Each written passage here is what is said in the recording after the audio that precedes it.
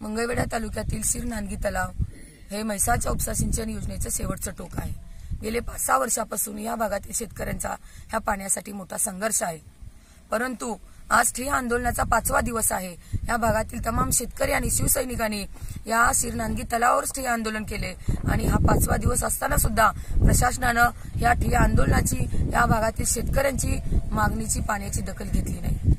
या भागाला पाणी देण्यासाठी प्रथम या प्रशासनाचा नियमच असा आहे की टेल टू हेड पाणी देण्याचं नियोजन आहे। शासनाचा GR तसा आहे, परंतु त्या भागातील म्हणजे सांगली, जत, कवठेमहांकाळ, सांगोला या भागातील शेतकऱ्यांना प्रथम पाणी दिले। आमचा विरोध नाही त्या शेतकऱ्यांना पाणी द्यायला, आपण त्या शेतकऱ्यांना पाणी देण्यासाठी सुद्धा बंधनकारक आहात, परंतु त्या भागातील लोकप्रतिनिधी आणि कार्यकर्त्यांच्या दबावाला बळी पडून ह्या प्रशासनाच्या वरिष्ठ अधिकाऱ्यांनी प्रथम पाणी त्यांना दिलेलं आहे, म्हणून या भागातील शेतकऱ्यांवर अन्याय होतोय।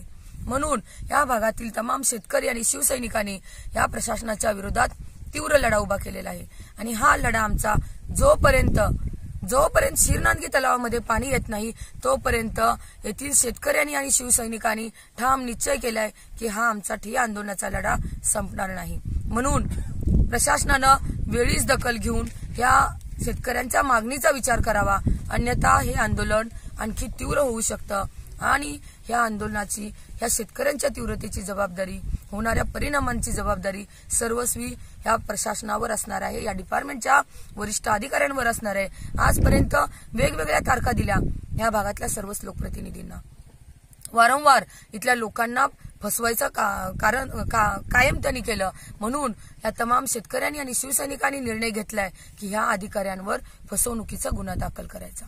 म्हणून आज पण लवकरात लवकर जर दखल घेतली नाही तर हे आंदोलन आणखी तीव्र होणार, एवढे ह्या शेतकऱ्यांच्या वतीने मी सांगते। धन्यवाद।